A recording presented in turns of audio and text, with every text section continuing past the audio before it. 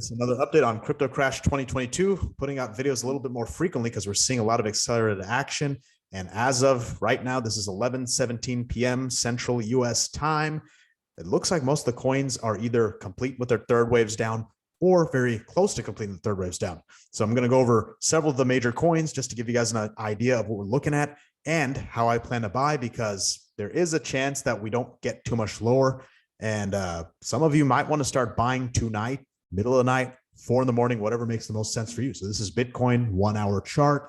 And we have from our top on March 29th, we have 3 waves down. Presumably we have this fib extension tool built out, and you expect your third wave to get to the 1.32 to 1.61 extension region. And we just about got there in Bitcoin. Bitcoin didn't quite get there. 29,614 would have been the ideal.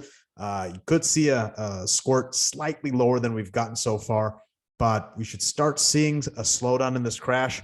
Expect a fourth wave bounce, could get up to 33, 34,000, maybe as high as 35, 36. And our final bottom is looking like it's going to hit 26,000. Now, if we see an immediate extension downwards, that would lower our target close to the ideal retracement zone. Remember, 24,000 is the major support. We really don't want to break down below that. Doesn't mean it's the end of the world, but that is our big picture support as shown here. This is the logarithmic chart. 24,431 is our is really the support you don't want to break, because that could compromise our long-term structure. So expect a bottom somewhere in the top half of this blue purple box. So while that is Bitcoin, Ethereum is in a similar posture at the moment, in which we did actually hit our ideal third wave target. So 2216, we broke a little bit lower than that briefly before a small bounce. So we very well may have our fourth wave underway in Ethereum. Look for a bottom, maybe around 1949. That would be ideal based on what we're seeing. Maybe slightly lower, maybe the lower 1900 region. If I shift over the big picture chart on Ethereum, it is the same story. I don't expect us to go too far into this box. Our major support actually does sit quite a bit lower for Ethereum, just because the structure is a little bit different. It sits at about 1151. So I really don't think we're going to go down there. It's going to take a lot to break the overall bullish structure long-term in Ethereum. Skipping over to Bitcoin Cash, it's been my favorite coin to look at lately just because it's had such a clean pattern. Everything looks standard and perfect. And well, our third wave extension is no exception. We hit a little below 216. So we are very likely going to be hitting a sideways fourth wave consolidation and expect our bottom somewhere around maybe 178, 180. That more or less aligns with the big picture chart, which has us maybe piercing the top of this box, but not going too much further down. There is no major support on this one as of now, simply because we're following more of a diagonal pattern, but I really don't want to see us break 140. That could cause a lot of technical charting issues on the big picture. Now, we have other coins moving to Ethereum Classic is still waiting to break its major support. So it's an interesting story. I don't know if we're going to see a gap down in Ethereum Classic or not, because we're quite a ways from the ideal retracement point, which is in the blue box down below at $14.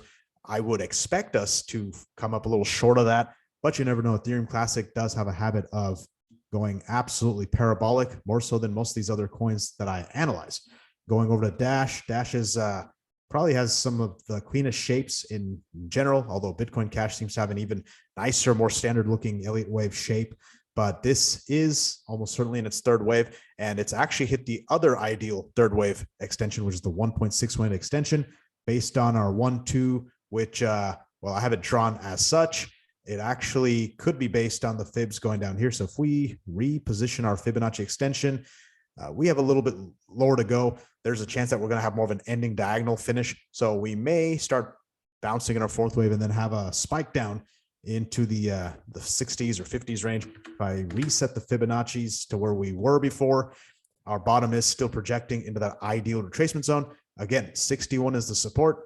Same story here, where we don't really have any official support, because this is basically a large 1-2 second wave pullback. Second waves really shouldn't break below the 76.4% retrace level. So I've taken this Fibonacci extension tool and put that retrace on there. $64 is the 76.4% retrace. So look for that to hold. I don't see us falling through that. Chain link, this was one of our early indicators. This red circle is still here. It's actually getting a little old. I'm going to get rid of it now. Clearly broke support, and we're a little bit behind in terms of hitting our third wave ideal extension. But as I mentioned, if it does start turning around, consolidating, we may see a truncated bottom here Our bottom is expected to get around somewhere in the 527 range, but don't be surprised by $6 bottom on that one. Big picture, it more or less aligns. The linear chart is looking for a slightly deeper correction. So we're probably going to fall somewhere into the bottom of this box before we turn around in this coin. Stellar Lumens, I did an update on this pretty recently. Actually, I've been doing updates on everything pretty recently. This too is very close to hitting its third wave standard target. I think I've mentioned that Bitcoin came up just a bit short, so it's pretty close.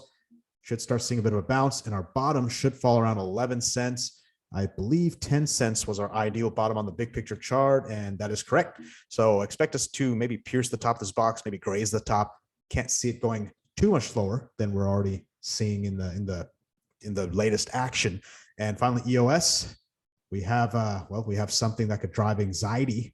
That black hole at the bottom, we're going to look at that in the big picture in just a second. But so far, I'm not seeing much of a diagonal structure to this pattern. It looks very standard and impulsive. If that is the case, we're projecting as far down as $1.04.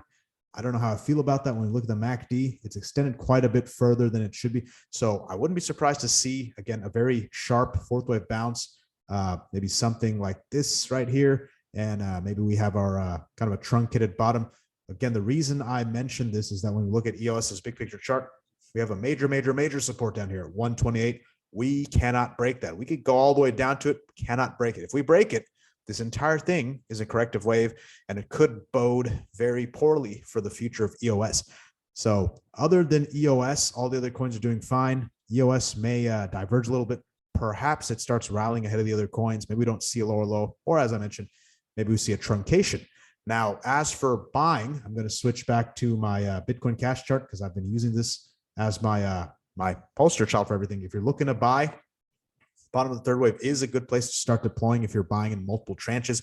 So if you have a large sum of cash you're trying to deploy, it's actually much easier, less emotionally trying if you divide that up into 2, 3, 4, 5 purchases.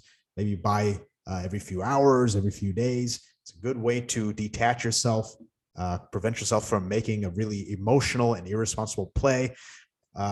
Anything you do, it's better not to panic sell or panic buy. I can understand trying to panic buy.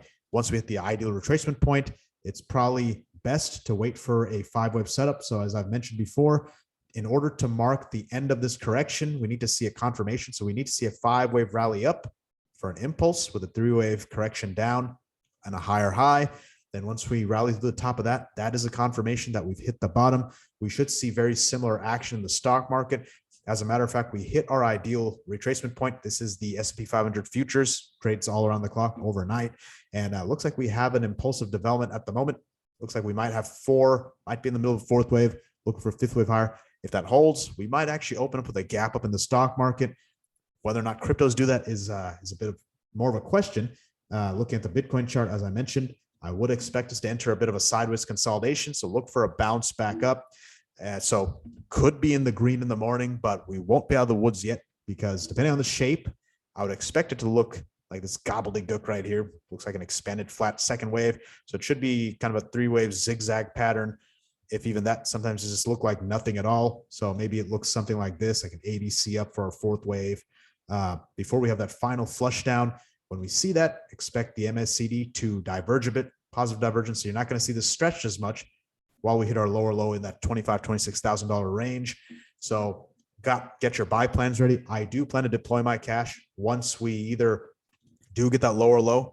Again, in Bitcoin specifically, it would be 25, 26,000, or we see that sign, the reversal, bullish reversal, where we see get ready for it, a bullish impulse. That's right. Namesake of this channel. Once we see that bullish impulse develop, that is a very strong sign that the bottom is in, and get ready for a fun ride for the rest of the year because the stock market is about to reverse very likely violently because we've been in this correction for quite a long time. I think the market has capitulated. No one thinks it can ever go up again. So that's a pretty good sign of that happening.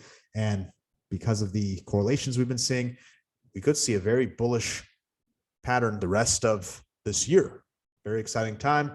And final word is that if you are looking to buy, but you're a bit more conservative, I'd suggest waiting for this 5 up and 3 down pattern. Gonna have plenty more updates, so I will put out either videos and or community posts highlighting this.